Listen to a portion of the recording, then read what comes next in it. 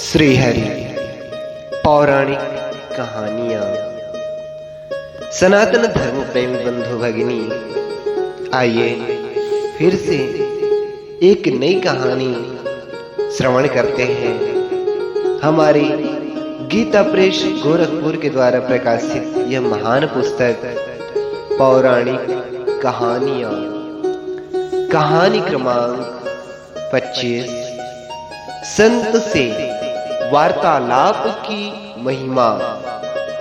जानते हैं संत से वार्तालाप की महिमा किस प्रकार से बताया गया है, जिससे प्रेत तत्व से छुटकारा हो जाता है। संत से वार्तालाप की महिमा।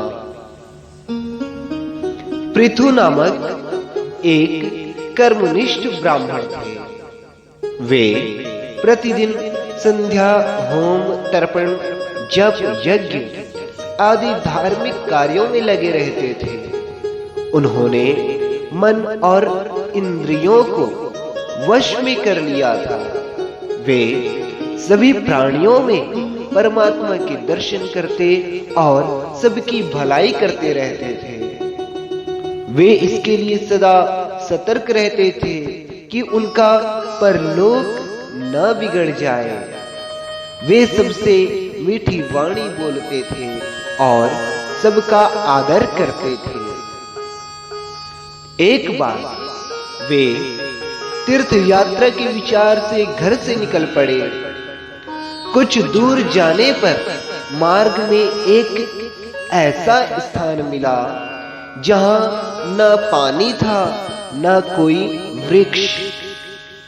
वहां की सारी भूमि कांटों से भरी थी। इतने में उनकी दृष्टि 5 भयानक आकृतियों पर पड़ी। उन्हें देखकर उनके हृदय में कुछ भय का संचार हो आया, किंतु वे सावधान हो गए और उन्होंने पूछा, तुम लोग कौन हो? तुम्हारे रूप इतने विकराल क्यों हैं? वे जो उस ब्राह्मण को दिखाई दे रहते हैं, वे सभी प्रेत होते हैं। फिर ब्राह्मण के प्रश्न सुनकर प्रेतों ने कहा, हम बहुत दिनों से भूख प्यास से पीड़ित हैं।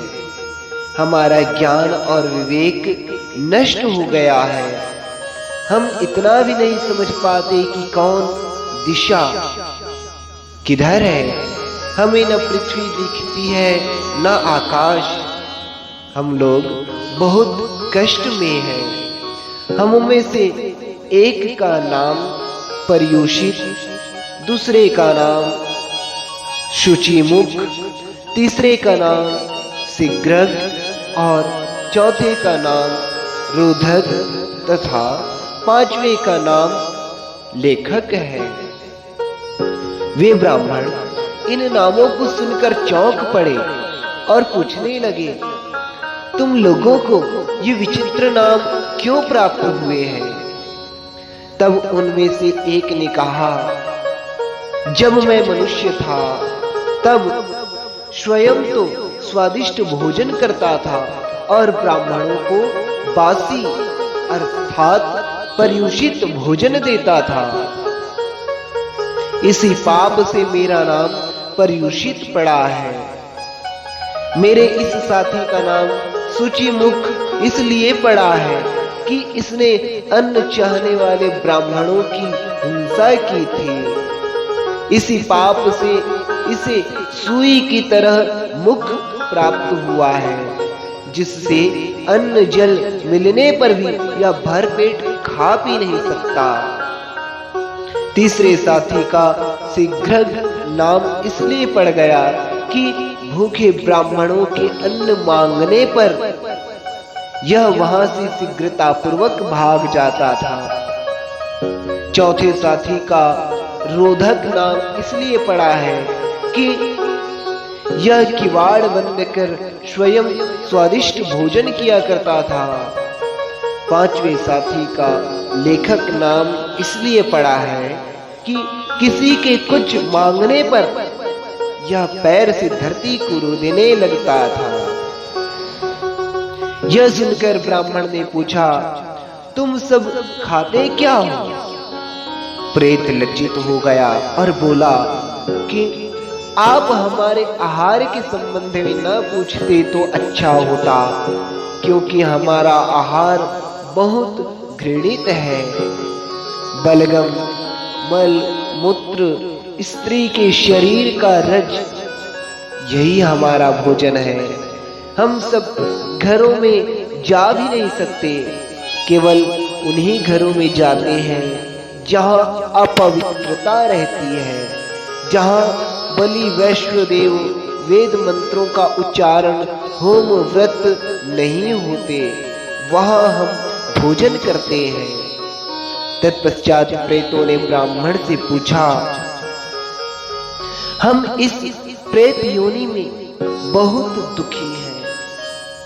आप तपस्या के धनी हैं, कृपया बताइए कि किस कर्म से जीव को प्रेत योनि में नहीं जाना पड़ता है।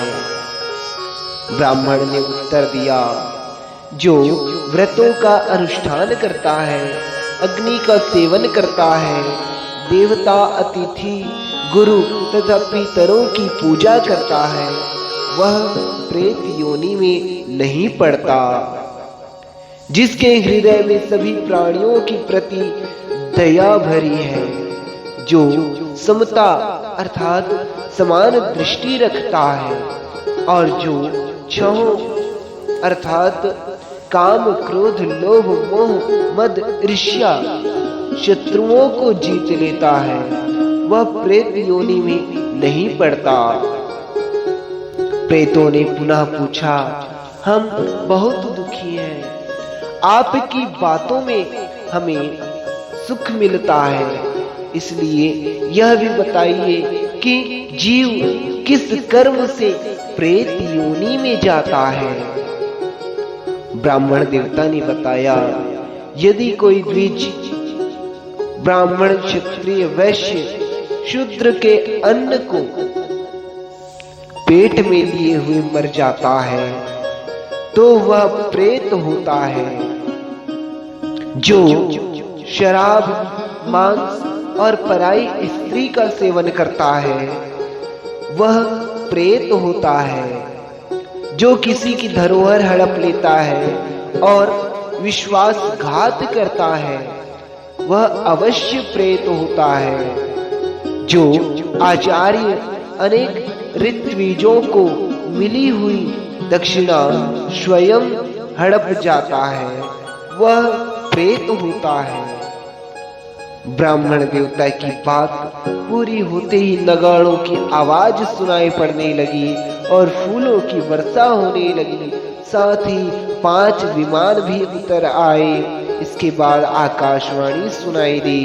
ब्राह्मणों के साथ वार्तालाप करने एवं पुण्य कर्मों की कीर्तन के प्रभाव से 5 प्रेतों को दिव्य लोक मिले हैं। देखते ही देखते 5 प्रेत दिव्य शरीर धारण कर और विमान पर चढ़कर दिव्य लोक को चले गए। सनातन धर्म प्रेमी बंधु भगिनी,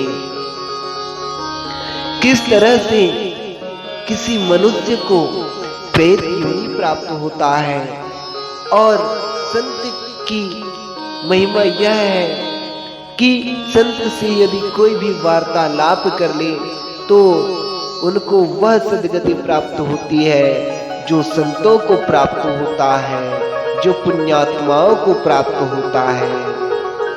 इसलिए हमें प्रेत योनि से किस तरह से बचना चाहिए, ये सब इस कहानी के माध्यम से हमको सीखने को मिला। यह कहानी जो है पद्म पुराण से वर्णित है।